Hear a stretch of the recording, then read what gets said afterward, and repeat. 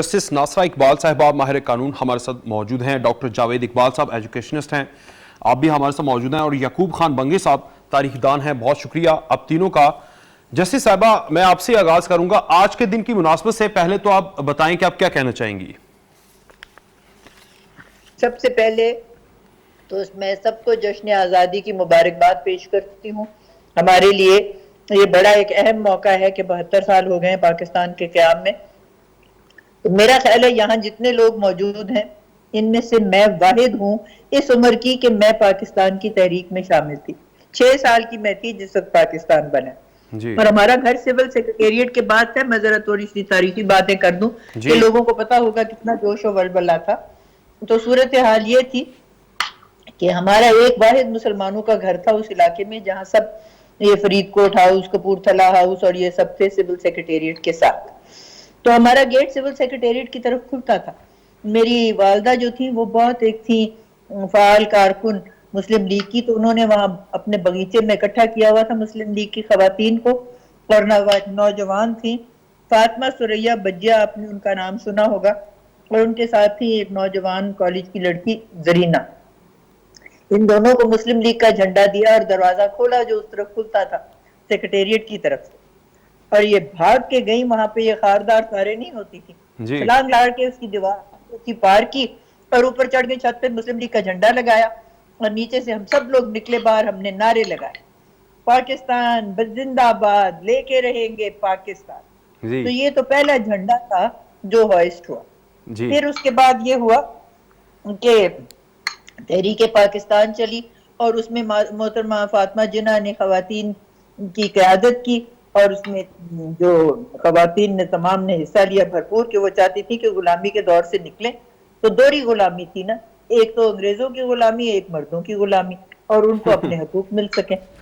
تو بات یہ ہوئی کہ جب پاکستان قائم ہوا تو یہ ہمارے ارد گرد تو سب ہندوؤں کے گھر تھے، یہ تو سب لوگ چلے گئے، وہ خالی ہو گئے، ویکوئی پراپرٹی ہو گئی، وہاں انہوں نے ریفیوجی کیمپ کھول لی۔ ہر روز صبح میری والدہ کا یہ معمول تھا، سب اپنی دوستوں کو فون کرتی تھی، کہتی تھی جی ایک ایک آپ ہانڈی پکا کے لاؤ۔ جب وہ آتی تھی تو پھر وہ جا کے تو یہ ریفیوجی کیمپس میں سب کو کھانا بانٹ، ساتھ ان کو یہ کہتی تھی کہ اپنے کپڑے بھی لے کے آؤ جو نہیں استعمال کر رہے۔ ہر ایک کو کپڑے، وہاں تو لوگ لوٹے پھوٹے آئے تھے، آپ کو پتا یہ ٹرینیں آتی تھی تو اس میں سے سوائے لاشوں کے کچھ نکلتا ہی نہیں تھا۔ تو اس طریقے سے کیمپس میں ہر روز جانا اور ان لوگوں کی کرنا کوئی ریہیبلیٹیشن۔ اس کے علاوہ یہ تھا کہ ہمارے گھر میں 2 گراج تھے گاڑیوں کے، تو میری امی نے وہاں پہ اسکول کھول لیا ان اسکول کی بچیوں کے لیے، اس اسکول کی عمر کی بچیوں کے لیے جو ان کیمپس میں تھے۔ وہ روز صبح آتی تھی وہاں، اور وہاں پہ اسکول لگتا تھا جلدی، اور مجھے یہ حکم تھا کہ میں اپنے اسکول جانے سے پہلے، میں 6 سال کی تھی، ان کو آ کے بچیوں کو سب کو لب پہ آتی ہے دعا بن کے تمنا میری یہ سکھاؤں، اور ہم یہ روز صبح وہاں پہ گایا کرتے تھے لب پہ آتی ہے دعا، اور بڑے ذوق و شوق سے یہ بچیاں پڑھتی تھیں۔ پھر وہ آہستہ آہستہ اسکول جو تھا وہ بڑی جماعتوں تک آیا، پھر میری والدہ نے باہر کوئی جگہ لے لی، اور وہاں جو اسکول تھا وہ 10ویں جماعت تک چلا، جب تک یہ بھٹو صاحب نے اس کو نیشنلائز نہیں کر دیا۔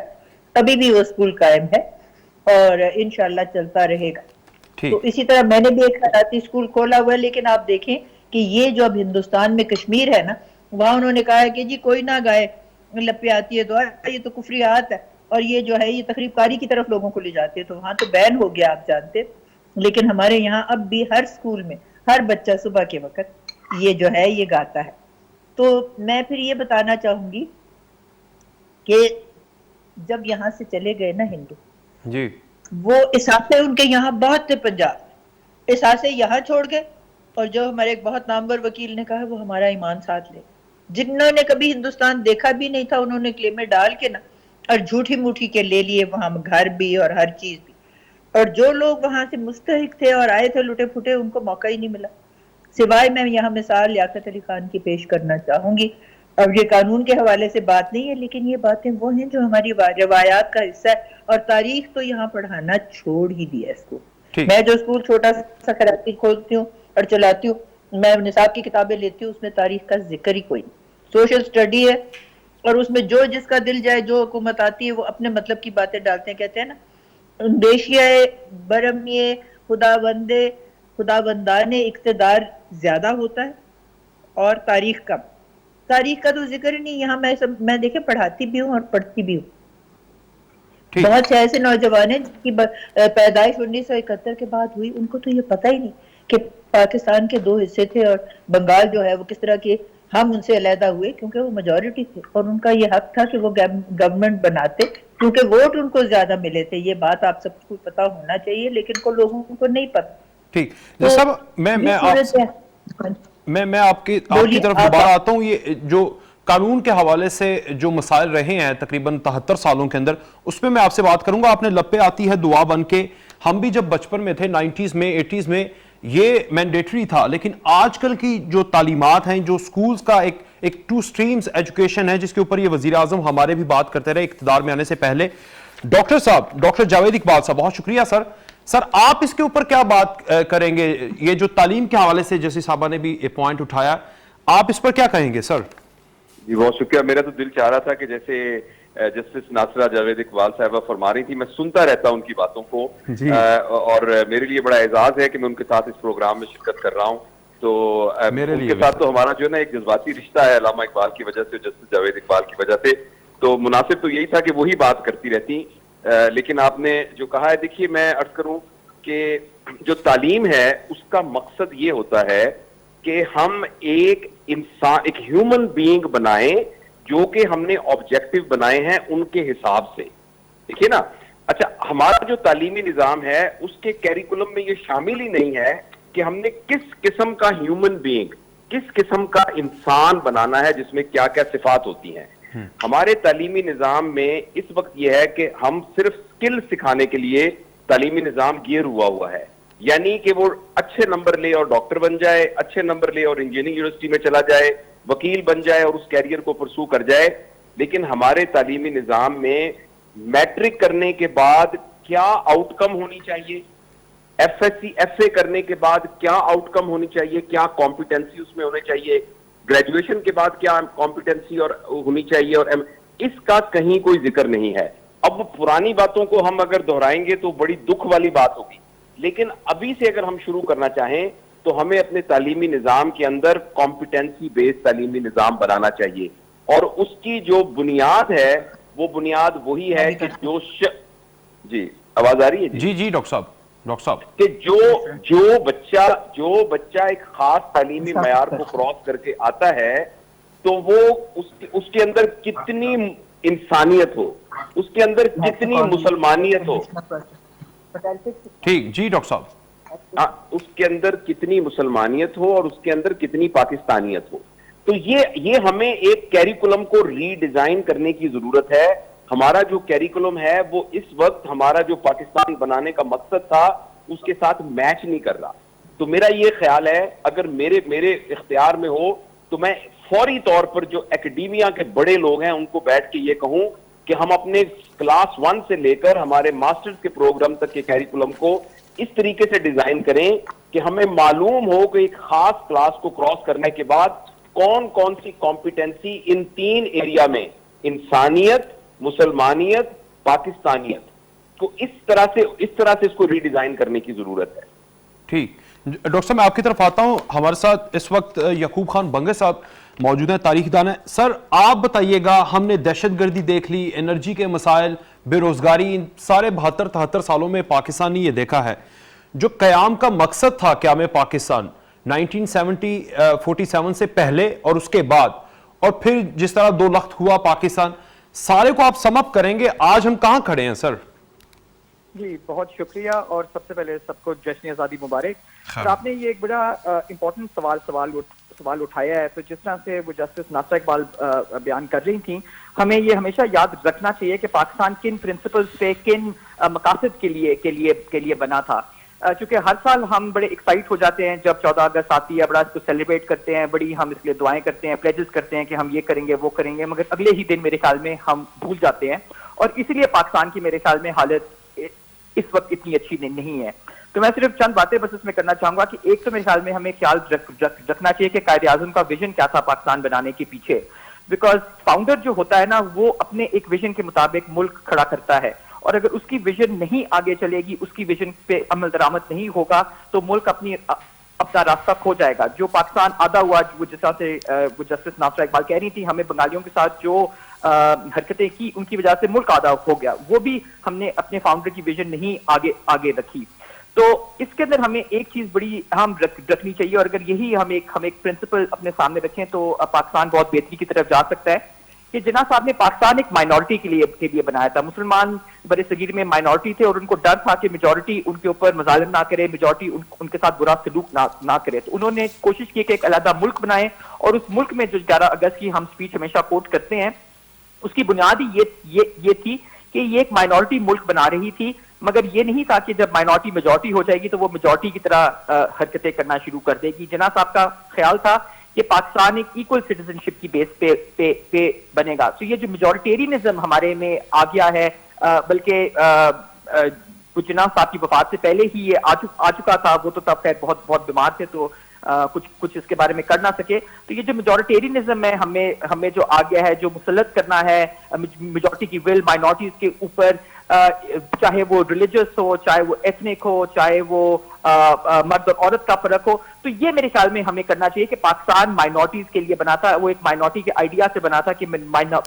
مائنورٹی جو ہے وہ ہر ایک کو پلنے اور پھولنے کا وقت دیتی ہے, اس کو اپنے آپ کو گرو کرنے کا وقت دیتی ہے, اور لوگوں کو سپورٹ کرتی ہے کہ ان کا جو بھی ریلیجس بیک گراؤنڈ ہے, کلچرل پولیٹیکل جو بھی بیک گراؤنڈ ہے, ان کو سپورٹ کیا جا سکے. تو آپ نے جو بات آپ کر رہے تھے کہ ٹیررزم وغیرہ جو ہمارے میں آیا ہے, جو اور بڑا سا جو ایکسٹریمزم ہمارے میں آیا ہے, وہ اسی وجہ سے آیا ہے کہ ہم نے وہ اپنا جو فاؤنڈیشنل کانسیپٹ جن کی بیسس کے اوپر قائد اعظم نے پاکستان بنایا تھا وہ ہم کھو چکے ہیں. تو آج میرے خیال میں بہت ضروری ہے کہ اس عزم کو ہم یاد کریں, اور کوشش کریں کہ اگر ہر 14 اگست کو بس یہ یاد نہ ہم کرتے رہیں, ہم اپنی عام زندگی کے اندر, ہم اپنے پولیٹیکل لائف کے اندر, ہم اپنی کلچرل لائف کے اندر, پروفیشنل لائف کے اندر اس کو رکھیں کہ کسی کی دل آزاری نہ ہو, ہر ایک کو اپرچونٹی ملے کہ ایز ایکول پاکستانی سٹیزنز ہم اس ملک میں گرو کر سکیں. اور اس کے لیے ایکول اپرچونٹی, ایکول سٹیزنشپ بہت اہم ہے, جو کہ قائد اعظم نے بار بار کہا تھا, اور جب تک ہم اس فنڈامنٹل پوائنٹ پہ دوبارہ نہیں جائیں گے تو پاکستان گرو نہیں کر سکے گا. ٹھیک. جیسے صاحبہ آپ یہ بتائیے گا, آپ بھی قانون دان, آپ کے سسر وہ بھی قانون سے تعلق, قائد اعظم کا تعلق, آپ کے ہسبینڈ اللہ انہیں گری کے رحمت کرے وہ آپ کے بیٹے آگے سے قانون میں, آپ نے ساری ہسٹری دیکھی پاکستان کی. ہم نے بڑا پاکستان میں فیصلے ہوتے ہیں عدالتوں کے, اس کے بعد رائٹس دیکھنے کو ملے, عدالتوں پہ حملے دیکھنے کو ملے, کسی کے اوپر ایلیگیشن نہیں, بہرحال یہ سارا کچھ ہوا. پھر عدالتوں کے اندر قتل ہوتے ہیں, مقدمے 20 سال تک چلتے رہے, اگلی نسلوں میں شفٹ ہو جاتے ہیں, دشمنیوں میں کنورٹ ہو جاتے ہیں. یہ مسائل جو بنانے والا پاکستان, جو تصور دینے والا پاکستان, وہ قانون دان, لیکن قانون کی پیچیدگیاں 73 سالوں میں ہم حل نہیں کر پائے. بس اصل میں یہ ہماری, میں سمجھتی ہوں بدقسمتی ہے, کیونکہ یہ ایک فیڈرل جو تھی اسٹیٹ کی طرح کنسیو ہوئی تھی, اور وہی بھی فیڈریشن چاہتی تھی, کیونکہ ہر صوبہ جو تھا ان کی اپنی ثقافت تھی, اپنی زبان تھی, اور یہ ایک یونٹری اسٹیٹ تو بن ہی نہیں سکتا تھا. لیکن مسئلہ یہ ہے کہ فیڈریشن کو پنپنے کے لیے بھی آپ کو ایس او پیز, جس کو آج کل بہت ایس او پی کی بات ہوتی ہے, جو بھی آپ کا ادارہ ہے, بیوروکریسی ہے, جوڈیشری ہے, لیجسلیچر, ان کے انفراسٹرکچرز ہونے اور ان کے کیا فنکشنز ہیں یہ کانسٹیٹیوشن میں اسپیسیفائڈ ہے. لیکن انفراسٹرکچر بننا ضروری ہے کہ who is the person who heads the institution and where does the buck stop. اب آپ روز ٹیلی ویژن پہ دیکھیں, ایک دوسرے کے جو ہے نا وہ دست و گریباں ہوئے ہیں, اور جب بھی کوئی خرابی ہو کوئی ماننے کو تیار ہی نہیں کہ میری یہ ذمہ داری ہے. استعفے کا لفظ تو ہماری لغات میں ہے ہی نہیں. اب دیکھیے وہاں بیروت میں جو کچھ ہوا, ساری کابینہ نے استعفیٰ دے دیا. ہمارے یہاں کبھی سنا ہے, وہ کہتے ہیں کہ میرا قصور نہیں ہے, ایکس کا قصور ہے, وائی کا قصور ہے. تو یہ ہمیں اداروں کے بیچ میں ایک بنانے کی ضرورت ہے, انفراسٹرکچرز, اور یہ میرا خیال ہے نوجوانوں کا کام ہے. 64% تو آبادی ہماری ہے ہی نوجوانوں کی. اور قانون سازی کی بات آپ نے کی, 1860 کے ہمارے تمام قوانین ہیں. جس وقت انگریز یہاں آئے, ایسٹ انڈیا کمپنی کو انہوں نے ختم کیا, اور یہاں پہ جنگ آزادی کے بعد وہ باقاعدہ طور پہ گورنمنٹ آف انڈیا بنا لی, تو انہوں نے جو بھی قوانین بنائے اپنے طرز کے بنائے, ویسٹ منسٹر کے. لیکن 1860, اب دیکھیے اس کو ہو گئے 250 سال, یہ اسٹل آن دا سیم. ہماری یہاں لا اینڈ جسٹس کمیشن ہے, میں اس کی ممبر بھی رہی ہوں, تو وہ پرپوز کرتی ہے کہ جی لیجسلیچر یہ قوانین بنائے, ان قوانین میں یہ امینڈمنٹ کرے. آج تک یہ جو کام ہے ہم نہیں کر سکے، کیونکہ جو لوگ لیجسلیچر میں ہیں وہ تو داد پوترگان ہیں. یہاں پہ جو قائد اعظم نے جس چیز سے 3 چیزوں سے انہوں نے کہا تھا آپ باز رہیں: نیپوٹزم، جابری اینڈ کرپشن. نیپوٹزم تو بھرپور کوٹ کوٹ کے آپ دیکھیں کہ ہر اس میں ادارے میں ہے اور ہر اس میں پارٹی میں ہے. پارٹی کے جو لیڈر ہیں وہ تو سمجھتے ہیں کہ ہم یہاں بادشاہ ہیں اور بادشاہوں کی اولاد بادشاہ ہیں، ہم بھی چلیں گے. یہ کبھی نہ اسلام کا کانسیپٹ ہے اور نہ پاکستان کا یہ تصور دیا تھا قائد اعظم نے. کیونکہ اسلام میں تو ہمیں قرآن میں یہ خاص طور پہ کہا جاتا ہے کہ لوگوں اپنی امانتیں ان کو دو جو ان کے اہل ہیں. تو ہمارے پاس لوگوں کے پاس امانت ہے ہی کیا؟ آپ کو پتا کیا ہے امانت؟ ہر شہری کے پاس جو ہے 18 سال سے بڑی عمر کا ایک ووٹ. اور یہ ووٹ اس وقت استعمال ہوتا ہے جس وقت منشور آگے کرتے ہیں. ہر پارٹی اپنے منشور میں ہر چیز ڈالتی ہے. یہ تو کہ نیب کو نکال دیں گے، یہ مشرف نے بنائی ہے، ہم نیا قانون بنائیں گے. آپ بتائیں 3 تو یہاں نام نہاد جمہوری آئے ہیں حکومتیں اور انہوں نے کسی نے کچھ بھی نہیں کیا. اس لیے کہ ہر ایک کو اپنے آنکھ کے شتیر سے ڈر لگتا ہے اور کچھ بھی نہیں ہو سکتا. تو یہ جب تک یہ نظام میں ہم یہ اپنی سوچ کو تبدیل نہیں کریں گے، اور جیسے ابھی بنگش صاحب نے کہا اس میں شعور ہونا ضروری ہے، اس میں سینسٹیوٹی ہونی ضروری ہے، اس میں ایک جو اسپرٹ ہوتی ہے نا قوم کو آگے لے جانے کی وہ شامل ہونی چاہیے. اور اقبال نے تو کہا تھا محبت مجھے ان جوانوں سے ہے ستاروں پہ جو ڈالتے ہیں کمن. آپ دیکھتے جس وقت یہاں پہلے لاک ڈاؤن ہوا ہے، باہر نکل کے آلودگی کی حالات، آسمان پہ وہ ستارے چمک رہے تھے جو بچپن میں نے کبھی دیکھے تھے اور پھر نظر ہی نہیں آتے تھے.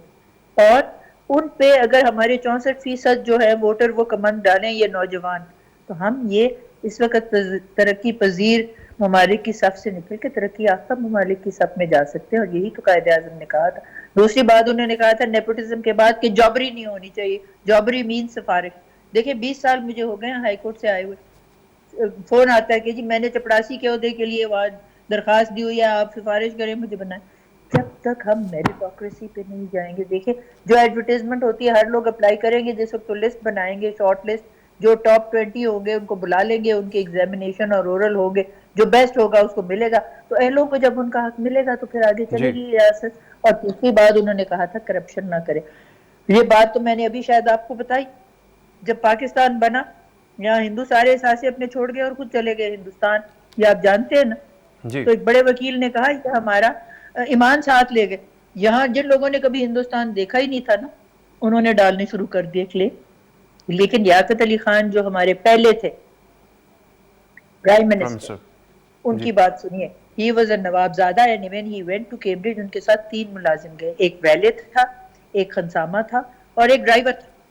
واپس آئے، میرا خیال ہے قائد اعظم نے جب ان کو بلایا اور ان کو بنا دیا وہاں پہ پرائم منسٹر، تو لوگوں نے ان کو بڑی فلیٹری تو یہاں ہر ایک کرتا ہے، کہا جی آپ کا تو اتنا بڑا وہاں اسٹیٹ تھا، آپ نواب تھے، آپ کے والد آپ نواب زادہ ہیں، آپ نے کلیم ڈالا. انہوں نے کہا آج آپ نے یہ بات کی دوبارہ مجھ سے نہ کیجیے. جو لوگ مستحق ہیں ان کو ان کا حق ملے گا.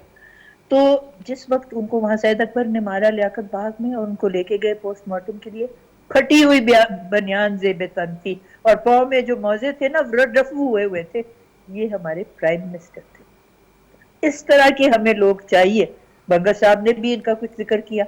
ایسے لوگ آئیں گے سامنے تو یہ قوم جو ہے نا یہ آگے چلے گی. ڈاکٹر صاحب یہ جس طرح جسٹس ناصرہ صاحب بھی کہہ رہی ہیں، اب جو ہمارے پاس اس وقت بھی حکمران ہے، گو کہ ایسا مجھے ایک بندے نے کہا کہ آپ کے ساتھ جو وائٹ ہیئر والے لوگ ہیں نا انہوں نے بڑا نقصان کیا، کیونکہ آپ تو ینگ لوگ ہیں جس کے وائٹ ہیئر چکے ہیں، یعنی وہ 50s میں 60s میں ہے. اس نے پاکستان کو کچھ نہیں دیا، آپ کو شارٹیج بجلی کا شارٹ فال دیا ہے، آپ کو بے روزگاری دی ہے. بہرحال پھر بھی ان کی تعلیمات، ان کا کلچر 90s جو 50s 60s 70s until 80s، اب جو نسل ہے 2000 کے بعد، یہ آگے جا کے 30 سال 40 سال کے بعد جب یہ حکمران بنیں گے اس تعلیم کے ساتھ، اس معیار کے ساتھ جو اس وقت پڑھایا جا رہا ہے، آپ سمجھتے ہیں مستقبل کیا ہو سکتا ہے پاکستان کا؟ ڈاکٹر صاحب تربیت ہوتی ہے نا پوری قوم کی اور نسل کی تربیت، وہ تربیت ہوتی ہے 3 سٹیجز کے اوپر. ایک تو ان کا خاندان اس کی تربیت کرتا ہے، دوسرا تعلیمی ادارے تربیت کرتے ہیں، اس کے بعد وہ جس معاشرے میں آتے ہیں اس معاشرے کے اندر جو ان کے بڑے لوگ ہوتے ہیں وہ ان کی تربیت کرتے ہیں. آپ جس زمانے کی بات کر رہے ہیں نا اور جس زمانے کی جسٹس صاحبہ بات کر رہی ہیں، اس زمانے میں ہمارے پاکستان کے اندر ہر کام کے لیے آپ کو رول ماڈل نظر آتا تھا. اگر آپ ایک بڑے پینٹر بننا چاہتے ہیں تو آپ گل جی کو، صادقین کو دیکھ سکتے تھے. اگر آپ بہت بڑے اسپورٹس مین بننا چاہتے ہیں تو آپ ہمارے جانشیر خان کو، ان کو، عمران خان کو ایز اے اسپورٹس مین بات کر رہا ہوں، اور اس کے علاوہ جاوید میاں کو، ظہیر عباس کو، ان سب کو دیکھ سکتے تھے. اگر آپ اداکار بننا چاہتے ہیں تو آپ کو اداکار، اگر آپ شاعر دیکھیں تو آپ کو فیض، فراز، یہ سب نظر آتے تھے. اب اگر آپ غور سے دیکھیے جن لوگوں نے تربیت کرنی ہے تھرو رول ماڈلنگ، میں تو بڑے دکھ کے ساتھ یہ کرتا ہوں کہ آپ انگلیوں پہ نہیں گن سکتے ان لوگوں کو جن کو کہ آپ رول ماڈل، معاشرہ اپنا رول ماڈل کہہ سکتا ہے. تو اس لیے بہت ایک شدید انعطاف ہوا ہے جس کو بیان کرنے پر دکھ بھی ہوتا ہے. اس سلسلے میں یوں تو انڈیویجول کی بھی رسپانسبلٹی ہے، انٹیلیجنسیا کی بھی رسپانسبلٹی ہے، اور جو ہماری اکیڈیمیا ہے اس کی بھی رسپانسبلٹی ہے، مگر جو ریاست ہوتی ہے، جو پورے عوام کی ماں ہوتی ہے حکومت، اس کی سب سے بڑی رسپانسبلٹی ہے. چھوٹی چھوٹی تحریکیں، چھوٹے چھوٹے کام نیچے سے شروع ہو، سوشل ورک کیا جا سکتا ہے، لیکن اس کے ذریعے کبھی بھی گراس تبدیلی معاشرے میں نہیں آتی. ہمارے معاشرے کا سب سے بڑا پرابلم یہ نہیں ہے کہ یہاں کوئی ڈیم نہیں بنے ہوئے یا یہاں فیکٹریاں نہیں بنی ہوئی، یہ بھی ہے، مگر سب سے بڑا ہے کہ ہم نے پچھلے 20-30 سال میں انسان نہیں پیدا کیے تربیت یافتہ، اور ہمارے پاس کوئی ایسا ادارہ نہیں ہے جس کے اندر پراپر تربیت کی جائے. اور رول ماڈل ختم ہوتے جا رہے ہیں، جس کو وہ آواز دوست میں مختار مسعود صاحب نے فرمایا نا، کہت الرجال ہے یہاں، کہت الرجال. آپ کو کوئی بڑا آدمی آئیکن نظر نہیں آتا جس کو دیکھ کر نوجوان اس کو فالو کر سکیں. اب اس لہذا ایسی صورتحال میں جب فزیکل آئیکنز موجود نہ ہوں تو اس میں جو چیز تربیت میں سب سے زیادہ رول پلے کرتی ہے وہ آج کل کے زمانے میں سوشل میڈیا پلے کرتا ہے. اور یہ آپ کے چینل، سوشل میڈیا، یہ ڈائریکٹ کر رہے ہیں اس وقت ہمارے نوجوان کو کی سمت کا تعین کر رہے ہیں، اور وہ جتنا ان مانیٹرڈ ہے، جتنا کیئر لیس ہے، وہ مجھے اور آپ کو سب کو پتا ہے. تو لہٰذا اس سلسلے میں تو اگر یہ آواز کہیں پہنچ رہی ہے تو ہمارے جو اہل اقتدار ہیں، یہ ان کی water flows from the height, تو سب سے پہلے تو ان کو اس بات میں سوچنا پڑے گا. جو بنگے صاحب نے فرمایا ہے، جو ہماری جسٹس صاحبہ نے فرمایا ہے، دیکھیے یہ وہ ساری باتیں ہیں جو ہم سب کی خواہشیں ہیں، مگر اس کو ایگزیکیوٹ کرنے کے لیے حکومت کی پریورٹیز میں یہ چیزیں شامل ہونی ضروری ہے. اگر نظام عدل میں کچھ پرابلم ہے تو اس میں امپروومنٹ کی ضرورت ہے، یہ حکومت کی پرائورٹی ہونی چاہیے اور یہ نظر آنی چاہیے. تعلیم کے سلسلے میں حکومت کی یہ پرائورٹی ہونی چاہیے اور یہ نظر آنی چاہیے، ایکسپلیسٹ ہونی چاہیے. اور میں بڑی دعا کرتا ہوں، جب یہ والی حکومت آئی تھی تو مطلب ہم سب وہ لوگ تھے جو یہ سمجھ رہے تھے کہ جو پرانا ایک فرسودہ نظام ہے جس کا کہ ذکر کیا جسٹس صاحبہ نے، اب وہ چینج ہوگا، ایک تبدیلی ہوگی، ایک اور طرح کی سیاست آئے گی. لیکن اب تک تو میں ذاتی طور پر پر امید ہوں مگر بہت مایوس ہوں. مجھے پتہ نہیں باقی لوگوں کے کیا حالات ہوں گے کہ جس ڈائریکشن میں ہمیں جانا چاہیے تھا، جس کے لیے پیسے نہیں چاہیے، جس کے لیے صرف مائنڈ سیٹ چاہیے، پیراڈائم شفٹ چاہیے، اور وہ موٹی موٹی باتیں ہیں، وہ ہے ہر بندے کی تربیت کرنا. یہ حکومت کی رسپانسبلٹی تھی اور اس کے لیے پاکستان میں انفراسٹرکچر موجود ہے. اگر حکومت اس کو پرائورٹی دے تو ابھی بھی ہم انشاءاللہ تربیت کا کوئی نہ کوئی نظام یہاں شروع کر سکتے ہیں. بھنگے صاحب آپ فرمائیے گا سر، ایک تو یہ آپ نے ساری باتیں سن لی، اس کے اوپر آپ کیا رد عمل دیں گے، لیکن ساتھ سوال یہ ہے کہ اب آج کے دن ہمیں کشمیر کو بھی یاد کرنا ضروری ہے. پچھلے دنوں ہم نے 5 اگست کو نقشہ بھی جاری کیا. آپ تاریخ دان ہونے کی حیثیت سے بتائیے گا کہ نقشے کی کیا حیثیت ہے. کل ایک معاہدہ ہوا ہے یو اے ای اور اسرائیل کا، اور اس کے اندر یہ شرط تھی کہ اسرائیل مزید انیکسیشن نہیں کرے گا. لیکن اسرائیل کے آج وزیر اعظم کی خبر یہ چل رہی تھی کہ انہوں نے اس معاہدے کے اندر یہ شک جو ہے اس سے وہ یو ٹرن لے لیا کہ بھائی وہ انیکسیشن تو کریں گے. اب ہم نے بھی اس طرح کے چیزیں کرتے رہے. ہمارا جو کشمیر کا مسئلہ ہے، جو نقشہ ہم نے بنایا، اس کی حیثیت کیا ہے اقوام عالم میں اور بالخصوص مسلمان ممالک میں؟ ہم کہاں پر کھڑے ہیں سر؟ جی پہلے تو میں بس اس بات کو ذرا تھوڑی سی آگے بڑھانا چاہوں گا کہ پاکستان میں المیہ یہ رہا ہے کہ ہمارے جو بیسک بلڈنگ بلاکس ہیں وہی ٹھیک نہیں ہوئے. کیونکہ اگر آپ ہمارے لوگوں کی طرف دیکھیں تو ہمارے میں ٹیلنٹ بہت زیادہ ہے. اگر آپ باہر کی دنیا میں دیکھیں تو دیکھیں پاکستانیوں نے کیا کچھ نہیں کیا. مطلب ڈاکٹر صاحب نے مینشن تو کیا کہ رول ماڈل نہیں ہے، مگر اصل میں اگر دیکھیں تو بہت زیادہ رول ماڈل ہیں بھی. وہ بس یہ ہے کہ ہم نے حالات اپنے ایسے بنا لیے کہ ان کو ہم ریکگنائز نہیں کرتے. آپ ایک سمپل سی بات دیکھیں کہ لندن کا جو اس وقت میئر ہے وہ پاکستان میں ایک بس ڈرائیور تھا، یہاں سے انگلینڈ گیا اور وہ وہاں اس نے اپنے بیٹے کو پڑھایا اور وہ آج لندن کا میئر بنا ہے. اس سے پہلے لندن کا یو کے کا چانسلر ایک چیکر بھی پاکستانی ڈسینٹ کا تھا. تو ہمارے پاس رول ماڈل بہت زیادہ ہیں، ہمارے پاس لوگ بہت زیادہ ہیں جنہوں نے باہر کے ملکوں میں جا کے بہت کچھ اچیو کیا ہے. کیوں کیا ہے؟ فرق صرف یہ ہے کہ وہ یہاں کیوں نہیں اچیو کر سکتے تھے. جب صادق خان پاکستان آئے تھے تو یہاں بھی ان سے یہ والا سوال ہوا تھا. وہ یہ تھا کہ یہاں ہم نے ڈیموکریسی کو کبھی پروان نہیں چڑھنے دیا. پہلے بھی وہ جسٹس صاحبہ نے جو وہ مینشن کیا ایسٹ پاکستان کی بات, آج دیکھیں, آج اگر ہم بات کریں نا ووٹ کو عزت دو, تو یہ 1970 میں بھی یہی بات تھی. المیہ پاکستان کا یہ ہے کہ ہماری کہانی وہیں اٹکی ہوئی ہے. 1970 میں بھی اگر ہم نے ووٹ کو عزت دی ہوتی اور جو الیکشن جیت کے آیا تھا اس کو وزیر اعظم بننے دیا ہوتا تو شاید ہم اس حالت میں نہ ہوتے. تو ہمارے یہاں ڈیموکریسی چلنے ہی نہیں تھی. پھر ڈیموکریسی کے بارے میں بری بری باتیں پھیلائی گئی, جان کے پھیلائی گئی کہ جی یہ ٹھیک چیز نہیں ہے, یا تو پریزیڈینشل ایک نظام آنا چاہیے, یہ ہونا چاہیے. تو جب تک ہم اپنے ووٹ کو عزت نہیں دیں گے, اس کی قدر نہیں کریں گے اور اس کو استعمال کنٹینیوس نہیں کریں گے, تب تک پاکستان آگے نہیں بڑھ سکتا. ابھی ہمارا تھوڑا سا ڈیموکریٹک ابھی ٹائم رہا ہے, اس کو آگے بڑھنا چاہیے. اب دیکھیں ویسٹ میں ہنڈریڈز آف ایئرز لگے ہیں ان کو ڈیموکریسی چلانے میں. تو ہم کوشش کرتے ہیں, ہم کہتے ہیں جی ہمارا ایک الیکشن ہو گیا, بس یہ گورنمنٹ سب کچھ ڈیلیور کر دے گی, پاکستان زبردست بن جائے گا. ایک امرانہ جو 10 سال جو ہم نے 10 سال کے گیپس جو ہم نے امرانہ حکومت کے نیچے گزارے ہیں, وہ ہمیں 20 سے 25 سال پیچھے پھینکتا ہے. تو ہم تو بڑی ایک میرے خیال میں اللہ کا کرم ہے ہمارے پہ کہ ہم سروائیو کر رہے ہیں اتنی ڈکٹیٹرشپ کے بعد بھی. تو یہ بڑا لمبا پروسیس ہے اور یہ بڑا آہستہ پروسیس ہے, مگر اس کے اندر جو بیسک انگریڈینٹ ہے جس کو ہم نے کرنا چاہیے, اسی سے میریٹوکریسی پیدا ہوگی, اسی سے ملک کی بہتری ہوگی. وہ یہ ہے ڈیموکریسی اور ڈیموکریسی, ہر چیز میں ڈیموکریسی لے کے آنی, ہر چیز میں میریٹوکریسی لے کے آنا بہت ضروری ہے. تو یہ میرے خیال میں ایک امپورٹنٹ پوائنٹ ہے. اور پھر جو آپ نے پوچھا اس کے بارے میں کہ کشمیر کے بارے میں میرے خیال میں ہمیں ایک بہت ریڈیکل ری تھنک کرنے کی ضرورت ہے. دیکھیں ہم سارے چاہتے ہیں, بلکہ ہم کیا پوری دنیا میرے خیال میں چاہتی ہے کہ کشمیریوں کو آزادی ملے. اب تو وہ پریکٹیکلی ایک کیج میں ہے. انڈیا نے پچھلے ایک سال سے ان کو بالکل ایک پرندے کی طرح کیج میں بند کیا ہوا ہے. تو ان کے جو مظالم ہیں پوری دنیا کے سامنے ہیں. مگر ہمیں ایک ریڈیکل ری تھنک کی کوشش کرنی چاہیے کہ چاہے کشمیریوں کو آزادی نہ ملے, وہ ایٹ لیسٹ ایک یہ پنجرے سے تو باہر نکلیں. اور اس کے اندر ہمیں ایک نئی سوچ پیدا کرنی ہوگی. ہم نے یہ آپ نے بات کی, نیا میپ کر دیا تھا. میپ کرنے سے کیا فرق پڑتا ہے؟ اگر میپ کرنا ہے تو ہم کل اگر بنگلہ دیش کو پاکستان کا حصہ دکھا دیں گے تو کوئی فرق پڑ جائے گا. ٹھیک ہے, میپ میں ہم نے کشمیر کو پاکستان کا حصہ دکھایا, مگر وہ کمپلیکیشن پھر یہ آ جاتی ہے کہ اگر کشمیر پاکستان کا حصہ ہے تو پھر وہ UN کی ریزولوشنز کا کیا ہوا. تو میپ وغیرہ دکھانا یہ ایک مصنوعی ایک چیز ہے جو ہم نے اپنا دل خوش کرنے کے لیے کر دیا. جو میں پہلے بات کر رہا تھا کہ 14 اگست کو ہم بڑے عزائم ظاہر کرتے ہیں ملک کے بارے میں اور پھر اگلے دن بھول جاتے ہیں, تو وہ ایک بات ٹھیک ہے. مگر ہمیں کوئی ایک ریڈیکل ری تھنک کرنے کی ضرورت ہے کہ انڈیا کو کس طرح سے فورس کیا جائے, کس طرح سے وہاں یہ چینج آف تھنکنگ لے کے آئی جائے, اور اس کے لیے ہمیں باقی ممالک کو بھی ساتھ لے کے آنا پڑے گا. یہاں آپ نے بات کی جو کل اگریمنٹ ہوا ہے اسرائیل اور UAE کے درمیان, آئی ایم شیور ابھی اس کی کوئی ڈیٹیلز آ رہی ہیں, کچھ کانٹرڈکٹری کہانی آ رہی ہے. کچھ نہ کچھ تو اسرائیل نے UAE کو دیا ہوگا کہ UAE نے یہ اگریمنٹ کی ہے. UAE کلیم کرتا ہے کہ وہ ویسٹ بینک کی اینیکسیشن اسرائیل بند کرے گا. آج انہوں نے کہا ہے کہ شاید وہ نہ کریں, مگر اس کی جب ڈیٹیلز آئیں گی تو ہمیں پتہ چلے گا. بیکاز دیکھیے اسٹیٹس کو جو ہے نا, اگر وہ مینٹین رہا چاہے کشمیر میں, چاہے پیلسٹائن میں, چاہے مڈل ایسٹ کے اندر, تو وہ لوگوں کی زندگیاں خراب ہی کرے گا. اس میں کوئی ریڈیکل ری تھنک کرنے کی ضرورت ہے.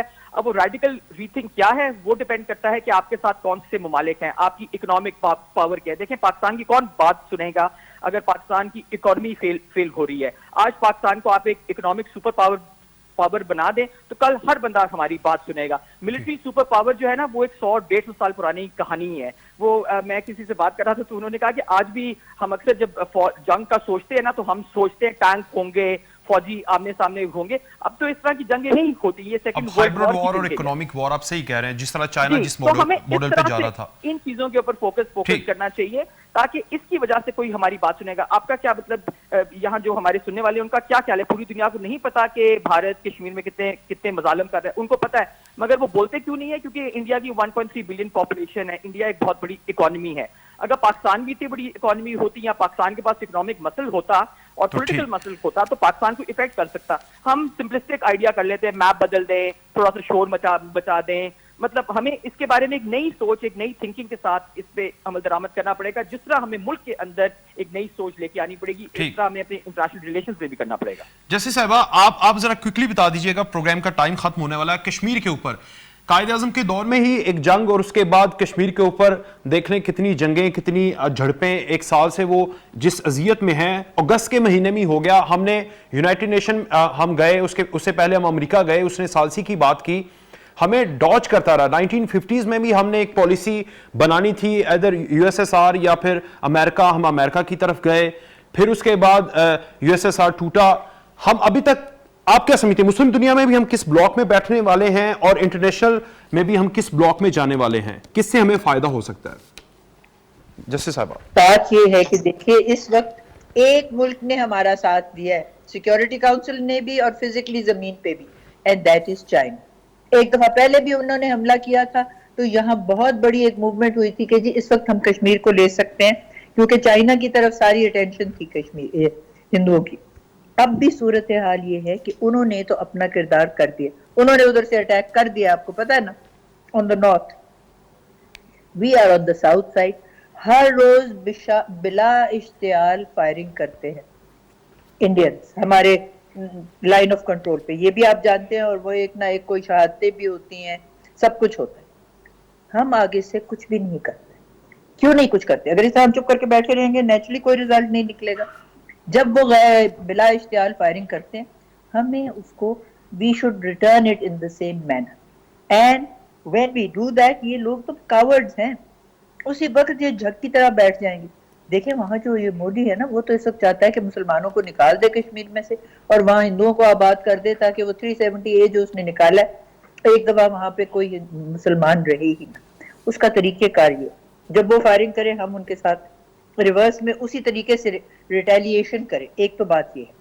دوسری بات یہ ہے کہ ابھی بھی چاہے وہاں انٹرنیٹ ہے یا نہیں، انہوں نے ووٹر لسٹ تیار کی ہوئی، وہ ووٹرز لسٹ کسی طرح لائیں اور الیکشن کرائیں ان ووٹرز لسٹ پہ، اور جو ہمارے یہاں حصہ ہے کشمیر کا جو بالکل محدود سا ہے، ان سب پہ ہم الیکشن کرائیں اور اس کا رزلٹ دیکھیں، تاکہ ان کی بھی آنکھیں کھلے۔ آخر ان کو پتا ہے نا انہوں نے ووٹرز لسٹ بنایا۔ یہ خالی نقشے بنانے سے تو کوئی نتیجہ نہیں نکلتا، نقشہ بنانے کو تو میں بنا دوں یہاں نقشہ، اس سے کیا مطلب نکلتا؟ This is not what we... عمل سے زندگی بنتی ہے جنت بھی جہنم بھی، یہ خاکی اپنی فطرت میں نہ نوری ہے نہ ناری ہے۔ تو میں تو سمجھتی ہوں یہ دو چیزیں کشمیر کے ساتھ ہماری کمپنی لازمی ہے، ہم ان کے ساتھ اپنی یکجہتی شو کریں، ہم انٹر کریں، نارتھ سے وہ آئے ہوئے، ساؤتھ سے ہم جائیں، let us see where they go, bound to have some result, and also get the voters list and have an election. ٹھیک ڈاکٹر صاحب، آپ 20 سیکنڈ میں پیغام دینا چاہیں آج کے دن کی مناسبت سے؟ ڈاکٹر جاوید صاحب۔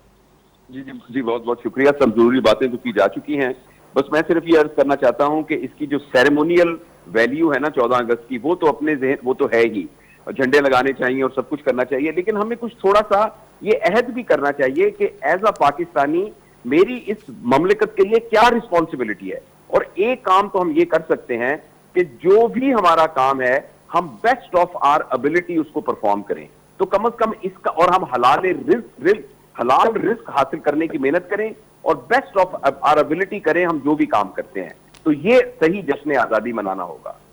ٹھیک جی، بنگس صاحب آپ کا پیغام سر۔ جی بس کوئکلی یہی کہ میرے خیال میں ہمیں ہر دن اس طرح سے منانا چاہیے کہ وہ 14 اگست ہے، تاکہ ہمیں یہ یاد رہے کہ ہمیں یہ آزادی کیوں ملی ہے۔ ہمیں قائد کے پرنسپلز کو یاد رکھنا چاہیے بیسڈ آن ایکول سٹیزنشپ، وہ بہت ضروری ہے۔ مائنورٹی رائٹس کا ہر بندے کو رائٹس ہونے چاہیے، فل رائٹس اور رسپانسبلٹیز ہونی چاہیے، اور ہمیں ملک کی بہتری کے لیے کنٹینیوسلی کام کرنا چاہیے، اور عمل ایکشن جو ہے وہ بہت ضروری ہے تاکہ ہم ایکشن لیں، کیونکہ ایکشن کے علاوہ ہماری سکسیس کبھی نہیں ہوگی۔ ٹھیک ہے، بہت شکریہ جسٹس ناصرہ جاوید اقبال صاحبہ، ڈاکٹر جاوید اقبال اور وائی کے بنگس صاحب، آپ سب کا بہت شکریہ۔